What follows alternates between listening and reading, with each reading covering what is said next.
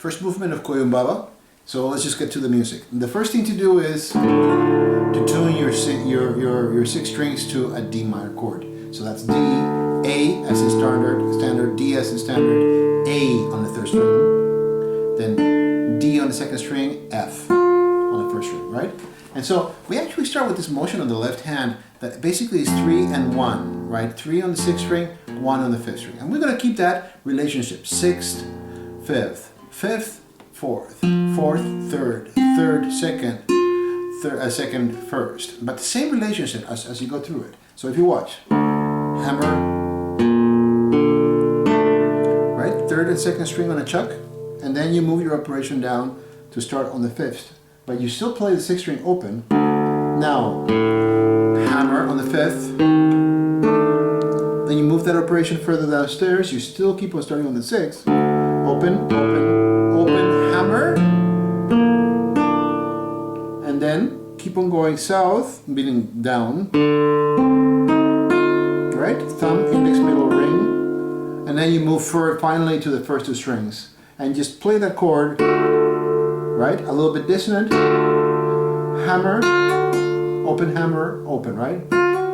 Play the second string again, open first string, and then, so you move that operation back up, right? And then you play the second string open, and then again.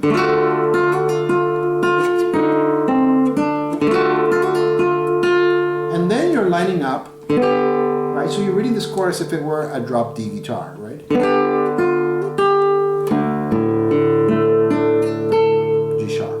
And then you repeat that whole thing.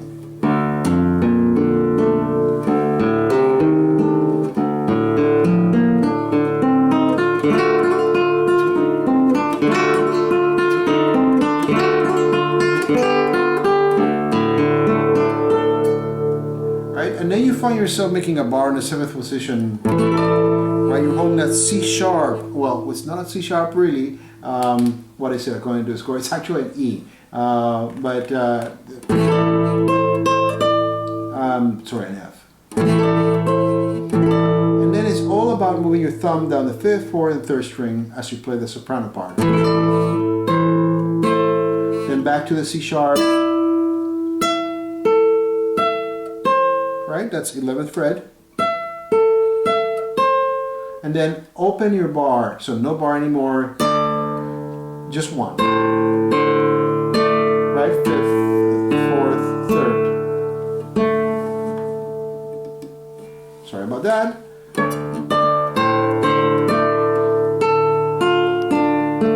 Right, and then you find yourself making a bar on the fifth.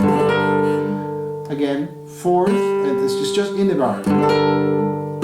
Second and fourth string, but there's an ornament, right? There's a mordent, right?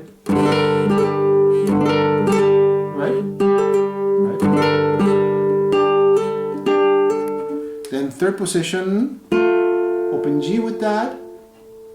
Sorry. Right, you play your E, which is on the fifth fret, you move over to the seventh fret. Right? So the beginning of that part. This is the third line on the score.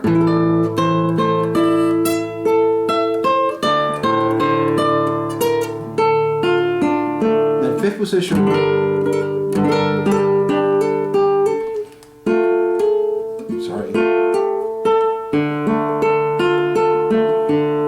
Thumb, index, middle, ring, middle, index, thumb, right? And then you find yourself, I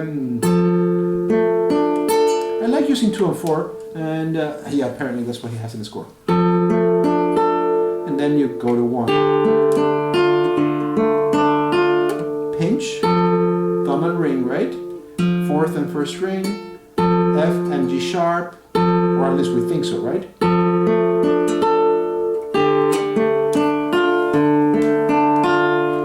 Start here, but this time it's a bar on the third fret. Then you move your bar to fifth position, and then you finally land over here, kind of like on sixth position,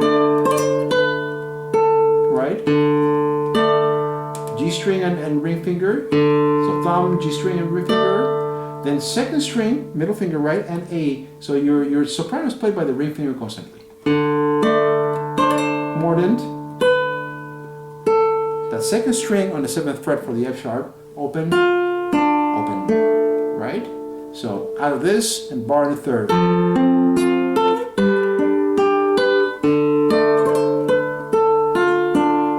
And then you're just going to jump your operation, move it on the 8th fret, and then you're going to be on the 10th fret. So, right? So you're going to find yourself all the way out here on the 13th fret for your pinky. Then the B, so you play that together with G, right? And then you're going to play your B string with your middle finger as you do the more than 2 to 4. A little tricky, right? Right? And then you drag that over so you're on the C sharp. And again, all of these notes are fictitious. So if you have perfect pitch, this might be driving you crazy, right?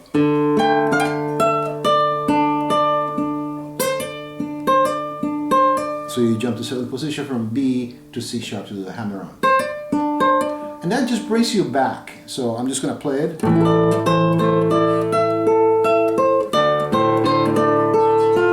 5th position.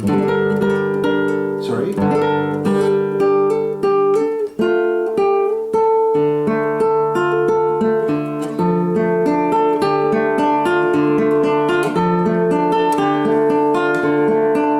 Bar. Bar. And then here's the second ending, right?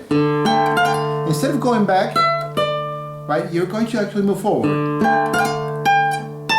Right? So you're going to find yourself up here on your 17th fret, right? Normally where your A would be, right?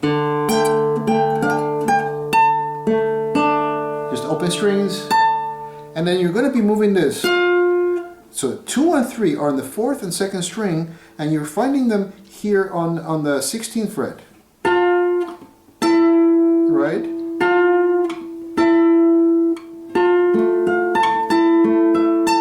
Am I saying the truth? 12, 13, 14, yeah, 16th, then 15th, 12, 13, 14, no, 14th and 15th, my apologies.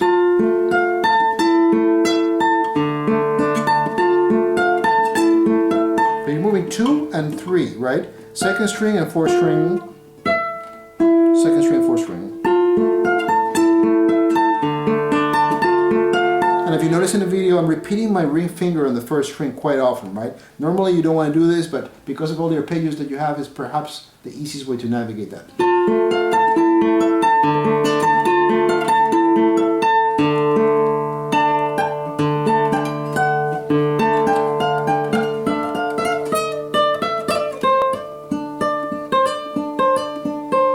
To look at my fingers, I don't remember how many times in the score you have to do this. So you start with G,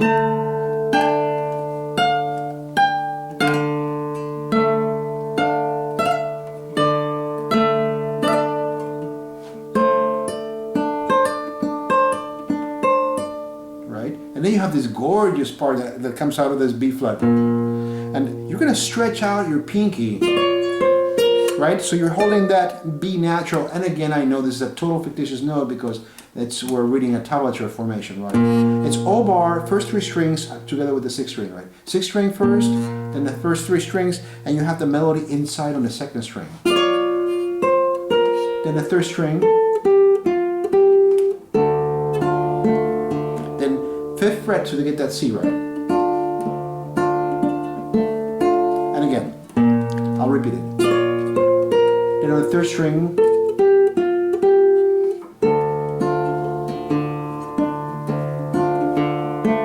and then on the 5th fret,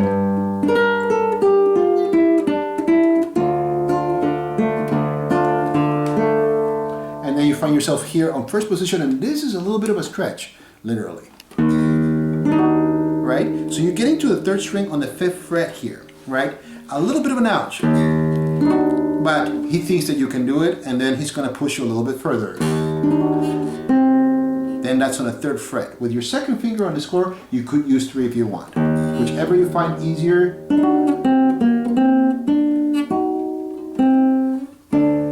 Right? You go right back to the 5th fret. Again, that's the last page of the 1st movement.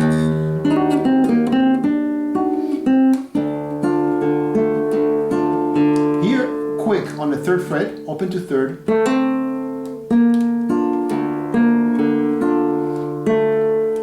Slowly up to the 7th fret, right?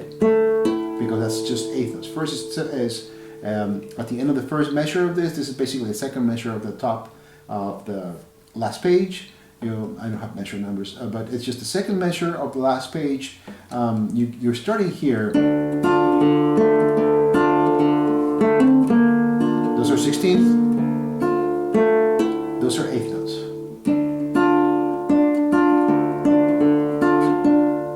And then you go right back to the same theme of the beginning, but you're doing it on 5th position.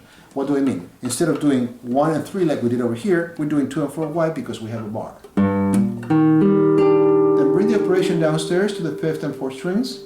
Still playing the 6th string first. Keep on going south or down.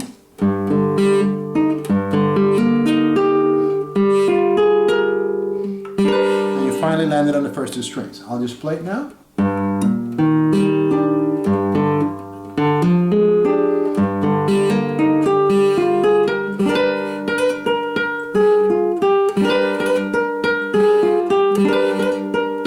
And then, or you could use 2 and 3, bar,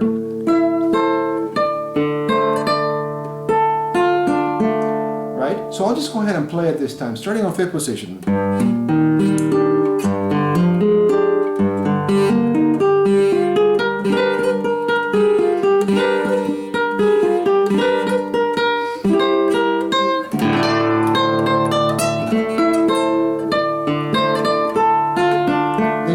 Position, so Morten with 3rd string. Actually, the second time you don't need to rearticulate 3rd string. Then 3rd position, 7th fret. Now here is on the right hand. P, M, I, A, right? I, P, A, M, index, thumb, ring, middle. Right? So the first time you land and you pinch middle and thumb, index, ring, middle. Again, we're delegating the thumb for the 4th string, the index for the 3rd string, and the middle and for the 2nd, and ring for the 1st string. So, right? And then you are back on the 10th fret. So the 2nd string on the 12th fret, you got that B, right? That is kind of clashing against the rest of the chord. Actually, a little bit further. Yeah, C sharp location. Then 1st string.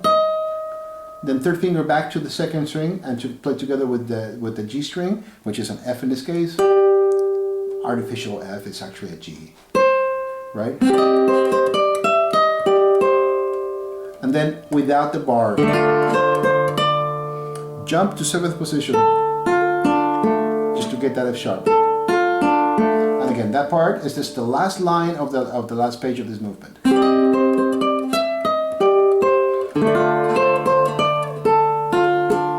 And then on 5th position with Morten, remember that.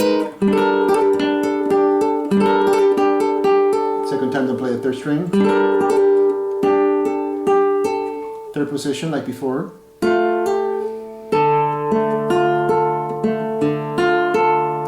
You go back to the symbol, which from what I can see is the very first measure. It sounds funny from there, but that pretty much takes you. Yeah, it says dal segno al fine.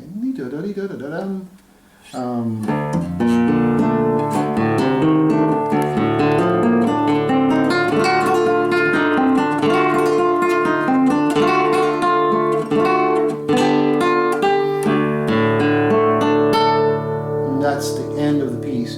But again, going there from that 5th position,